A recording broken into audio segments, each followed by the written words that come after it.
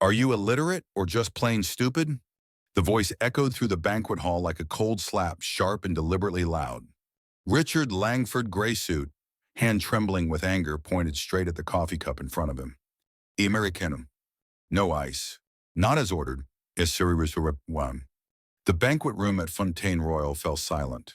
Wealthy businessmen, policy advisors, and media froze. Spoons halted midair. The server, Leona Harris, stood one step away. She held a silver tray, eyes blinking faintly. No panic. No apology. I clearly said Americano. No sugar. No milk. No ice. So what the hell is this? Sir, Leona lowered her voice. I'd rather not serve you this coffee. Not serve? Who do you think you are?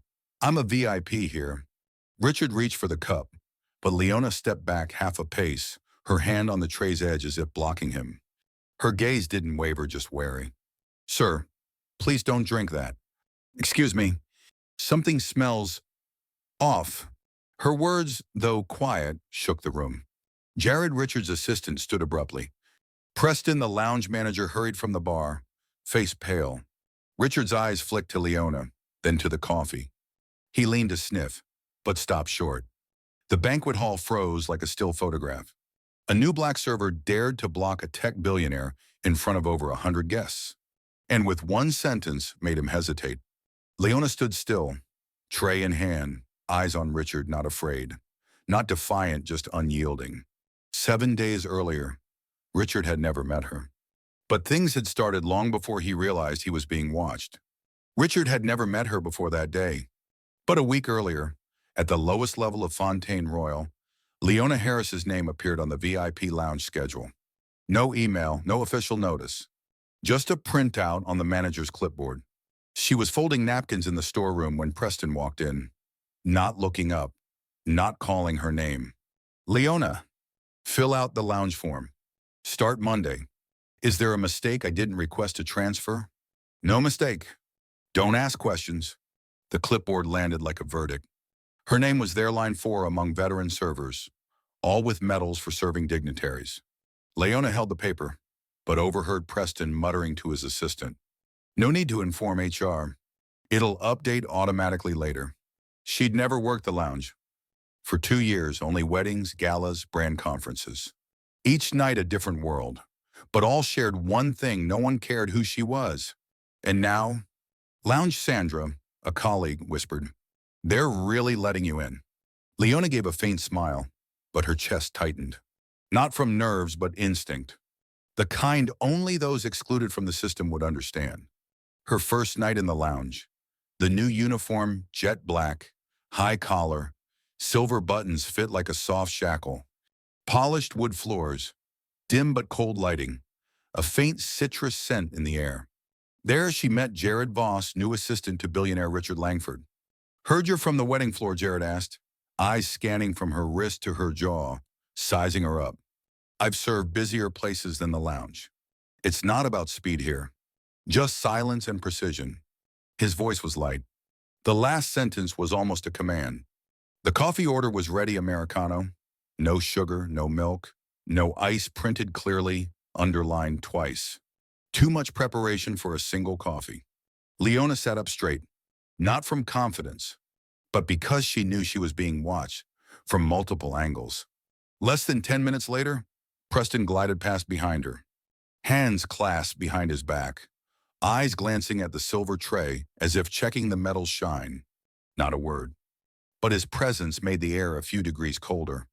That night, in the changing room, Leona found a note tucked under the mirror. Camera by the wine cabinet was adjusted. Be careful. Signed only S. No one but Sandra had that handwriting.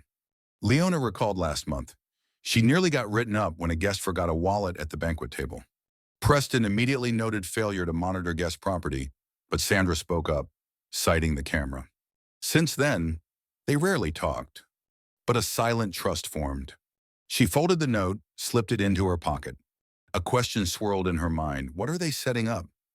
The next morning, while preparing a fruit tray, Preston appeared again. Yesterday's third cup, Mr. Rosenstein's spoon touched his lip. Be more careful. No greeting. No eye contact. Just a note, colder than a printer. I'll be more careful. One more thing, table 6 today, only you serve. No shift changes. No assistants. Leona paused slightly. Preston was already walking away, as if completing a step in some plan. That afternoon, Jared called her to the staff break room. Richard will arrive early. Coffee must be ready on time. Not late, not early. I'll prepare it. And let him take the cup himself. When? Personal request. Uwai warm. Don't ask more. His answer was light, but odd and dangerous. Leona stood still before the coffee tray for a few seconds. A memory flashed. Old Lorenzo, an Italian in the nursing home where she once worked as a caregiver, collapsed after pouring medicine from a mislabeled bottle.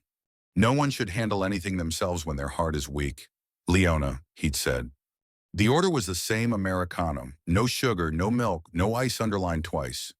But Leona began to suspect the purpose of that precision. In a system as meticulous as Fontaine Royal, things too perfect were often a trap. But real traps always started with seemingly harmless words. Jared Voss always smiled. A smile just warm enough. Not fake, but not genuine either. From the first day Richard arrived at Fontaine Royal, Jared was always 2 steps ahead of the entourage, opening doors, holding documents, speaking for him. Near perfect demeanor. But that's why Leona felt uneasy. As she prepared to pour coffee, Jared leaned in, whispering, I served at Davos. No one does lounges like Fontaine. You should be proud. Leona nodded, but Jared's eyes didn't meet hers. They glanced at the mirror by the counter, as if gauging her reaction. The second day, while she polished glass cups, Jared approached again. Do you know how Richard likes his coffee? I read the order. Just the order isn't enough. He likes being served by women. His mother was a barista. It means a lot to him. Leona nodded lightly. But Richard's mother. The papers said she died when he was young. Oh, you studied EMT, heard it from Preston. Leona froze briefly. That wasn't in her lounge file. She never mentioned it. Preston wasn't kind enough to bring it up either. Yes. For a short time, Jared nodded, but his eyes shifted quickly, changing the subject. The Italians say il diavolo è nei dettagli. The devil's in the details. Coffee, for example. Leona stared at him for the first time. Italian, why Italian? You speak Italian. A little. Studied in Europe for a few years.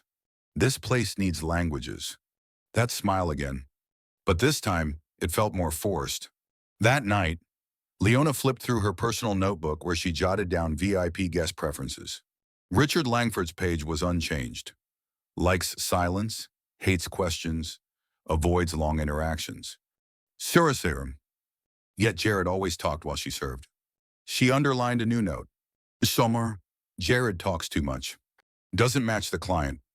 Io, then added, Italian not by chance. CERN.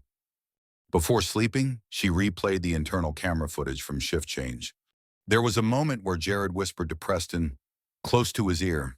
No sound, but the lip movement looked like bichir. Brusson should be carry. Hula, das some glass. She'd heard that word before. In a system trained to perfection, it's the mismatches that confess. The question was who was confessing to whom. Leona didn't know how many times she checked the coffee tray before leaving the room. The silver handle had no strange fingerprints. The glass cup had no cracks. The accompanying water was still sealed. But something didn't fit. Not in the objects, in the eyes around her. Jared always appeared at the right moment, with the right smile, but his eyes never touched the coffee cup always. Her. Preston didn't give orders, but his requests always felt like traps. Clear this table. No help. Serve only one guest. No mistakes. Why me? Leona had wondered. Then she remembered. A year ago, she'd prevented a food poisoning incident by catching it early. The press didn't know, but the internal health report cost some people their jobs. Maybe someone hadn't forgotten. On the third night, after changing out of her uniform, she walked through the back hallway. A large mirror reflected the VIP lounge. Leona stopped, looking into the glass. Reflected behind was Jared talking to Preston. They didn't see her, but she saw clearly. Jared pursed his lips, leaned forward, said something short. Preston smiled. Barely, my son. Serene nodded. Like they'd rehearsed a scene. A chill ran down her spine. Thornry, I'm living in a play. The thought hit her clearly for the first time. Not paranoia. Everything was repeating methodically, precisely, too smoothly. That night, at home, Leona looked at her sleeping daughter, clutching a patched-up teddy bear. Her heart stung, not from fear of being fired, but from a terrifying feeling someone was writing her ending and she wasn't allowed to speak. The best manipulators don't need weapons, they just make you believe you're the one who's wrong. 801. The lounge's spotlight glinted off the coffee machine's glass. Steam rose. A smell wrong. Not burnt. Not sour. Just out of place. Leona inhaled lightly, then froze. This coffee isn't from Fontaine. Her eyes caught the faint print, Michelin Spécial per cuore forte. Sfordi quinoa, special blend for a strong heart. But she knew this smell. Too well. 7 years ago, an old Italian man taught her to smell coffee like detecting a lie. Today, that smell returned. No one taught Leona to distinguish coffee by scent. She learned it from an 87-year-old man waiting to die. At 24, working part-time as a nursing assistant at Brooklyn West Nursing Home. The man, Enzo Moretti, from Milan, was a barista for 40 years before a stroke. He spoke little, but whenever coffee was brought, he'd close his eyes, inhale, and say 3 things. Troppo debole. Robusta scadente. Non è moderino, non è amore di nano one. Ciao. Key. Too weak. Bad robusta. Surge can never mourne etinen. Nano lavir. She didn't fully understand, but Enzo pointed to his nose. Nose. On a heart, titunetum. Memory. Smell right, and you'll remember the last time you felt safe. Tonight, as Leona brought her nose close to the Americano on the tray, meant for Richard Langford, that smell returned. Not an aroma. A warning. The coffee's scent was too strong, with a faint, bitter aftertaste, like diluted blood thinner or a low-dose heart stimulant. No one would notice in a single sip. And if the drinker had a heart condition, sir, please don't drink that. A week ago, when she first served in the VIP lounge, Richard had said through his assistant, no small talk, just coffee. Correct and silent. But today, the order came on paper. No one spoke. Just Jared entering the kitchen, placing the note down, then smiling. Leona disliked handwritten orders. No one could verify who wrote them. She recalled a moment at the nursing home. Enzo collapsed after drinking coffee with milk. He was severely allergic.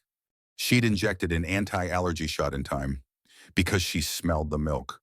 The doctor later said, you saved him with real EMT instinct. She didn't pursue medicine, but that instinct never left her. Leona's hand tightened on the tray's handle. Everything in her screamed something was wrong. And this time, if she didn't stop it, no one would.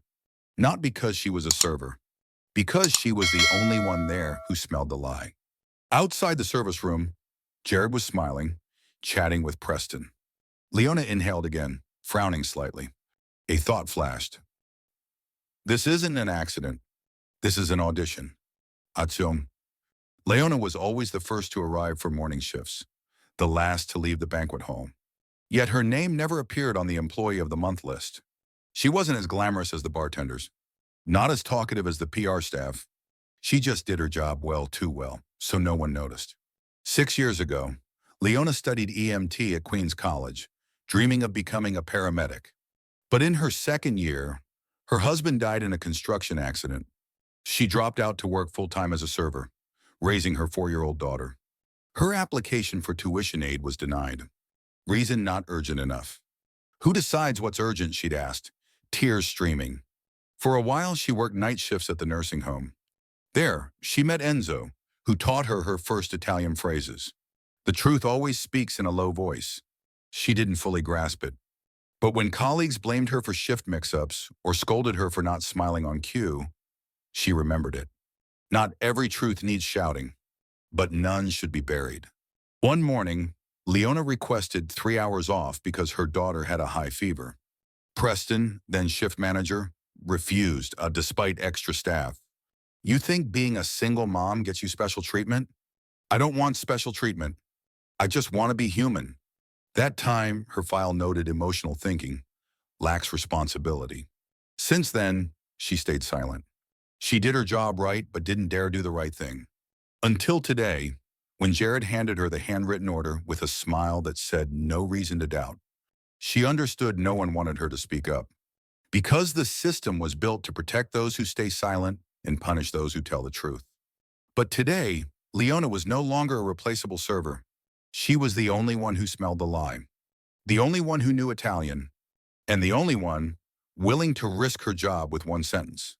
You can take that coffee, walk out, and stay silent like every other day. Or you can speak and face the entire room.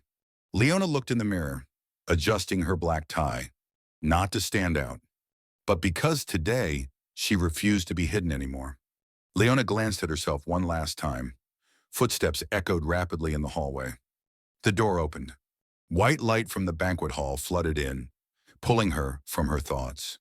Before her stood Richard Langford and the coffee she had to decide whether to save him from or not. Are you illiterate or just plain stupid? Richard's voice rang through the room like a cold slap, sharp and deliberately loud. He stood wider, pointing at the coffee on the table. His gray suit hugged his tall frame, wrists trembling faintly with anger. I said Americano. No ice. No milk. No sugar. Is this a joke to you? The VIP dining room at Fontaine Royal fell dead silent. Over 80 people, tech CEOs, politicians, financial reporters stopped their cutlery. The server, Leona Harris, stood one step from the table, silver tray in hand, back straight, eyes unflinching. She wasn't afraid. She'd seen patients seize, blood splatter her shirt. She'd stood in rain, pushing a skidding ambulance. A shouting billionaire didn't make her hands shake. Sir, she said softly, deliberately, I'd rather not serve you this coffee. Excuse me, Richard squinted. You think this is optional? He reached for the cup. Leona stepped forward half a pace, light but firm. Her left hand held the tray, her right raised to block the cup. Not forceful, not threatening, just stopping it from going further. Sir, please don't drink that. What did you say? Something smells off. Jared at the wall winced briefly. Preston behind the bar snapped his head around. They glanced at each other, then at Leona. The room held its breath. Richard stood still. His eyes bore into her as if to burn, then to assess. He leaned toward the coffee, sniffed, stopped midway. His expression shifted. He said nothing. A female guest whispered, What's going on? Did anyone check the drink? Another. Wait, isn't she just a waitress? Leona stood there, still holding the silver tray. No panic. No apology. No running. She wasn't a doctor. She had no authority to command. But today, if she didn't speak, no one would. 1 second. No one moved. Then Richard slowly set the cup down. Not a word. And in that moment, the lavish banquet hall was stopped by a server with just the smell of a coffee. 30 minutes after the incident, Leona was called to the manager's office on the second floor. No waiting until morning. No hearing. Just a suspension notice and a pack of tissues Preston placed on the table. You disgraced the hotel in front of a national figure, he said, voice flat as a printed report. Even if the coffee was wrong, that's not your job. Your role is to serve, not play hero. Leona stayed silent. You can go. We'll contact you if an internal hearing is needed. For now, you're suspended for 2 weeks without pay and barred from the lounge area. No one asked why she stopped the guest. No one checked the coffee. Leona's locker was tucked in the kitchen hallway, where aprons hung mixed with glass cleaning gloves. She opened it, grabbed her coat. Her hands shook slightly, not from fear, but from the choking helplessness. As she bent down, she heard footsteps behind her.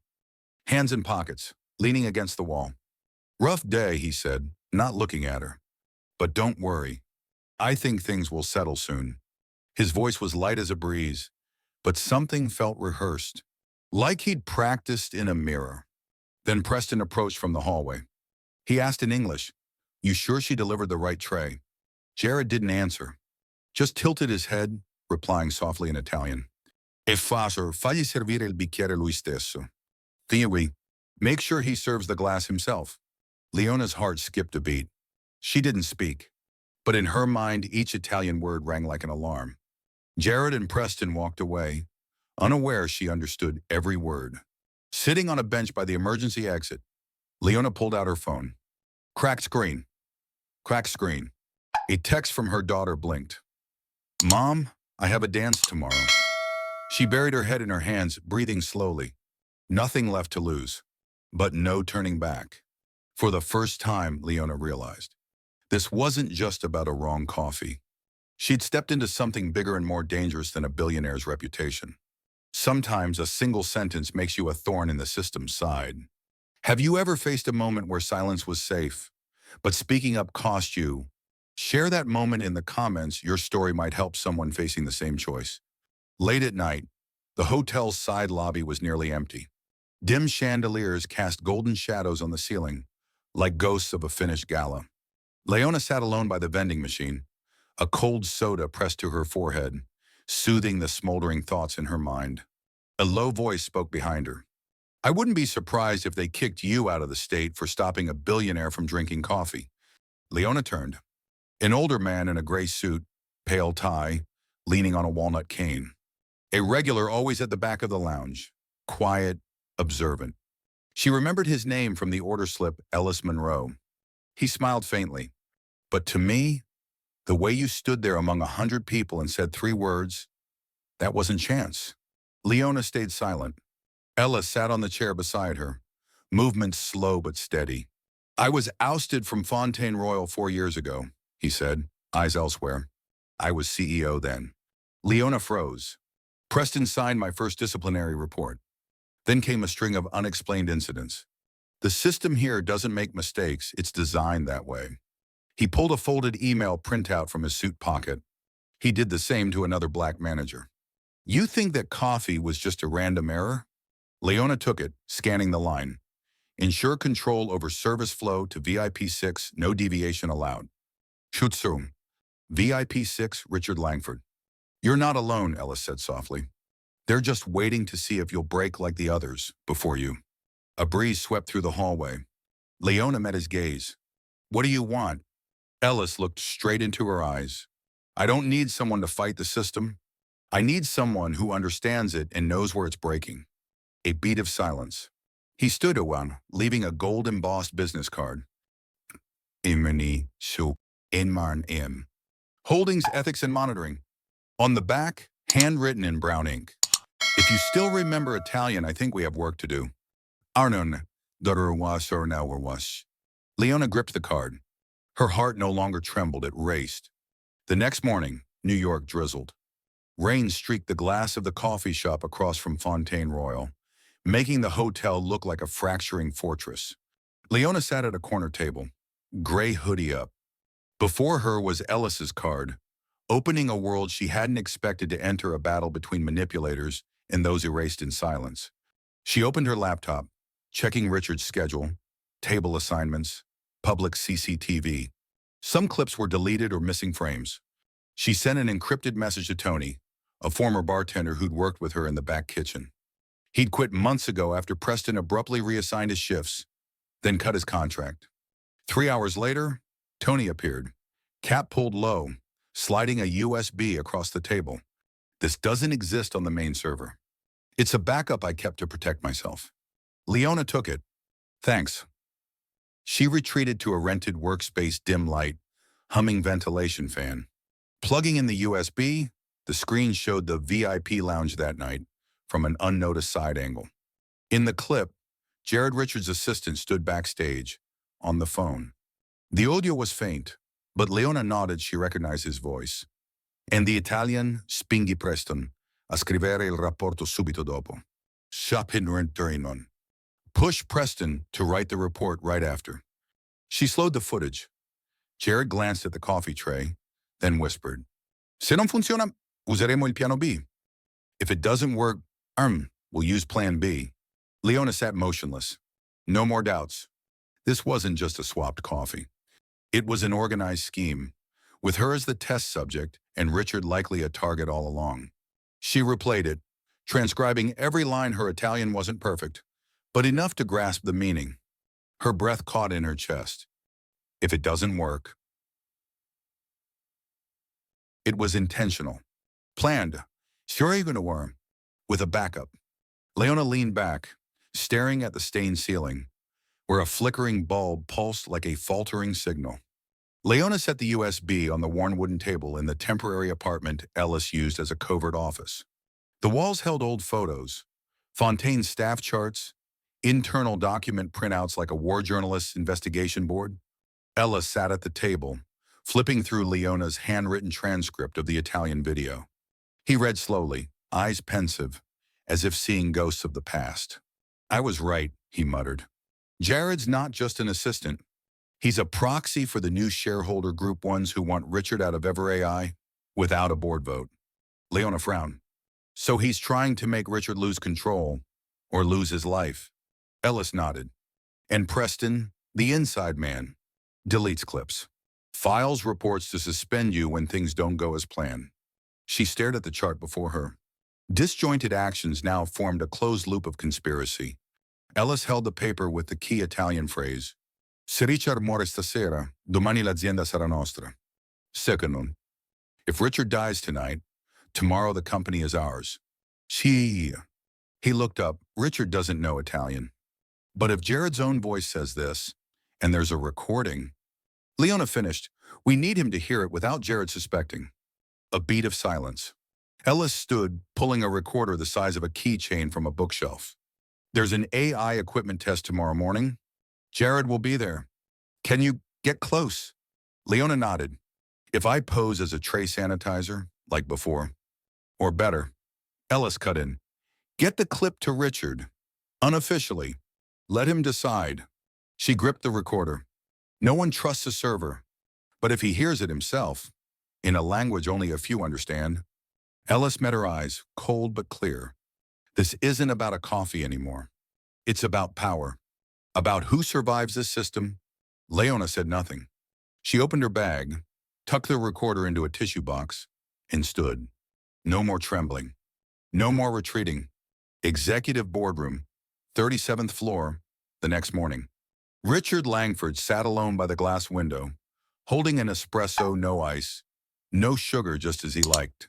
Outside, New York drifted through morning fog, but his mind was heavy as stone. A server entered. Not Leona. A young man placed a tray of napkins on the table, bowed, and left quietly. Richard barely noticed. But as he pulled the tray closer, he saw a small silver box beneath the napkins. No name. No note. Waitress. Just an old recorder. Richard frowned. One button, play. A moment's hesitation. Then he pressed it. A voice sounded. Italian. Jared's unmistakable. Se Richard muore stasera, domani l'azienda sarà nostra. Prehab. If Richard dies tonight, tomorrow the company is ours. A word. Silence. Richard set the cup down. His hand gripped the device. Without a word, he stood, walked to the intercom. Prepare the boardroom. 10 minutes, consisman fee. No reason given. Everyone attends. 10 minutes later, the boardroom was packed. Jared stood at the head, controlling the slides. Last night's incident was a series of errors. We recommend not renewing Miss Harris's contract. Preston chimed in. She's been warned twice before, and recently took leave for personal reasons. Leona stood outside the glass door, holding a tea tray, eyes red. Ellis Monroe sat silently at the room's end, unnoticed.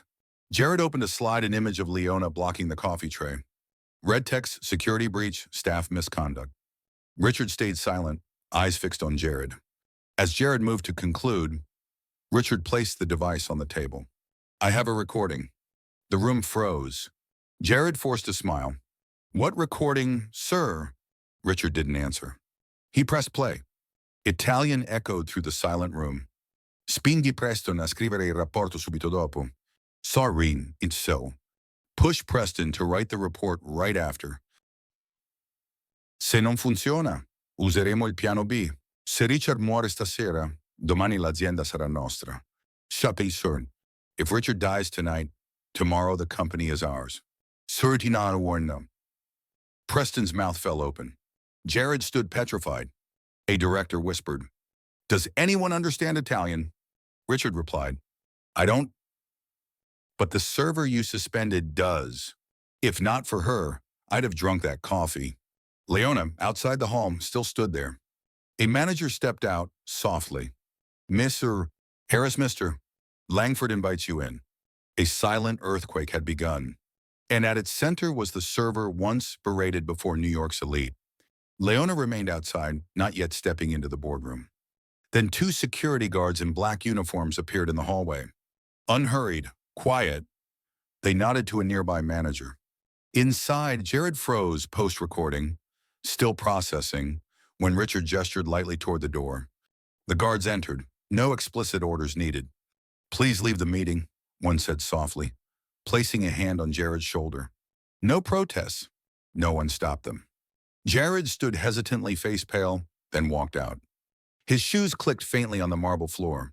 It all unfolded in silence, and that silence was the first verdict. Jared was escorted out by the two guards, no cuffs, no shouting. Everything was eerily smooth, as if someone had planned for this to stay within four walls. Preston vanished hours later. Internal records noted he took indefinite leave for health reasons. His emails were forwarded to legal. No press mentioned him the next morning. Leona, no one spoke of her, not because they forgot, because they wanted to forget. No apology, no reinstatement. The board decided to not disclose details for internal security and brand reputation. A mid-level HR manager met Leona privately. "Ms. Harris, we appreciate your contributions, but the hotel is under pressure. If you'd consider resigning with fair financial compensation, not a termination, a hush agreement." They wanted her gone quietly, without fuss, without real consequences. Leona sat in the small meeting room, facing a woman in a suit who wouldn't meet her eyes. On the table, a contract, italicized. Voluntary resignation agreement. No complaints, no disclosure of internal information. Perty. Inside her, a strange void. Not anger. Disappointment.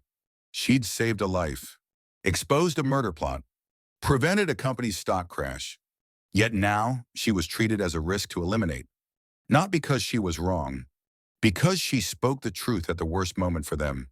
Sometimes, you know you're right, but are erased as if you never existed. Leona wasn't the first, nor the last. If you felt that forced to stay silent, share below. Your story might remind someone they're not alone. Leona left Fontaine Royale with a small bag of personal items and a contract in her purse she didn't want to see again. That paper wasn't just a legal bind, it was a certificate of silencing. She didn't cry, didn't rage. She felt hollow. That night, her Brooklyn apartment held only the sound of her son flipping homework pages. Leona closed her laptop, eyeing her budget 3 months survival if frugal. Maybe move back home. Maybe leave New York. Nothing held her except conscience. The next morning, as she packed boxes to ship, an envelope slid under her door. No sender, no postmark, just a handwritten letter. Vertschicke from Mar, Aleoman Fortzer. 6. Inside a short note, penned in blue ink. Leona, I thought I could read people through resumes and biometrics. But some values can't be measured. If you still believe in what's right, I need you back. Me, year. Attached was a new silver access card. Fontaine Royal's logo, not a server's badge. Leona gripped it. Her eyes drifted to the window. New York in late fall, trees golden under thin sunlight. This time, she wasn't on the sidelines. She grabbed her coat, opened the door, and stepped into the street without looking back. The 22nd floor lobby of Fontaine Royal, where Leona once tiptoed like a shadow, now opened before her as a different world. Her new nameplate, Ali, Harris Staff Integrity Consultant. Below, smaller, Internal Ethics and Trust Initiative. No more server's uniform. Today, Leona wore a pale white shirt, charcoal slacks, and a gray blazer. buttoned neatly. Steady! Richard Langford waited at the hallway's end. No assistant, no reporters. Just him, with a slight nod as she approached. Glad you came. Not sure if I stayed for you or something else, Leona replied, voice calm. Richard didn't object. He led her to a small meeting room where Ellis Monroe's strategic advisor, former Fontaine CEO, sat, having silently witnessed it all. Ellis looked up from his tablet, nodding. You weren't just brave. You were precise. That's rarer. Waitress, Shida. They sat. On the table, a plan for an ethics advisory panel, a network of staff from various departments to oversee internal culture, handle anonymous complaints, and keep the system human before ambition and machinery warped it. Leona scanned the headings. Each line echoed her experience, unspoken retaliation, systemic silence. Utsure, bystander syndrome. Sisur. Richard spoke slowly. I built Ever AI to optimize efficiency, but I forgot. Not everything should be optimized. Some things need protecting. Leona didn't reply immediately. Her gaze was no longer that of someone sidelined. It was of someone who knew the system needed change from within, and she'd returned to the right place. A month later, in Fontaine Royale's Grand Auditorium, once host to Evernet 3, AI was now the stage for the People First Trust rebuilt from within launch. No champagne, no glowing tech backdrop, just a simple wooden podium. And a microphone? Leona stood there, in a charcoal suit, light slanting from high windows onto her hair.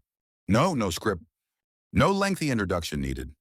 Before her, nearly 200 staff from dozens of hotel servers, security, HR, tech, receptionists of every race, age, accent. She took a breath, then began not with Richard's story or the poisoning plot, but a question. How many here have seen something wrong and thought you could do nothing? A few hands rose, hesitant, tentative. Througher Richard. Leona smiled gently. I was that person too. She shared the moment in the banquet hall when a single scent forced her to speak. When the system trusted reports over a black server's warning, no bitterness, no blame, just a truthful account of silence, survival instinct, and courage born of gut, not plan. Hun. The truth often speaks in a low voice. She paused. If you hear it, don't ignore it. The room was still. Not the silence of fear, but of those truly hearing something worth pondering. At the end, a Mexican housekeeper, about 50 hair tied back, touched Leona's arm.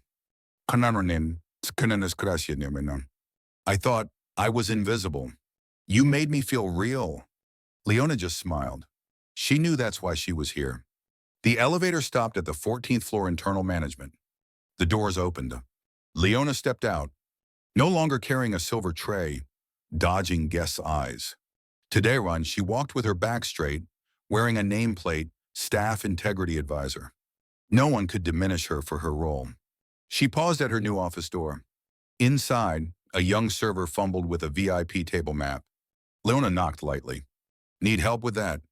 The girl looked up, eyes wide, recognizing Leona from the recent seminar. I didn't want to bother anyone. Just figuring out where Mr. Langford usually sits. Leona stepped forward, pointing at the map. Table 6. But it's not about where he sits. It's about who gets to stand without fear. The girl nodded, still hesitant. Leona rested a hand on her shoulder, her gaze soft. Don't worry. I see you. That moment, seemingly small, was what Leona hadn't had for years. She turned, closing the door gently.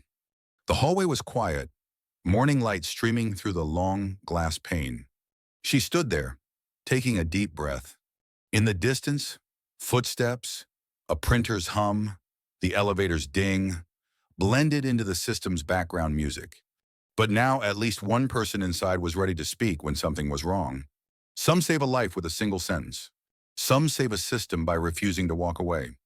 Have you ever stopped someone from falling just by refusing to stay silent?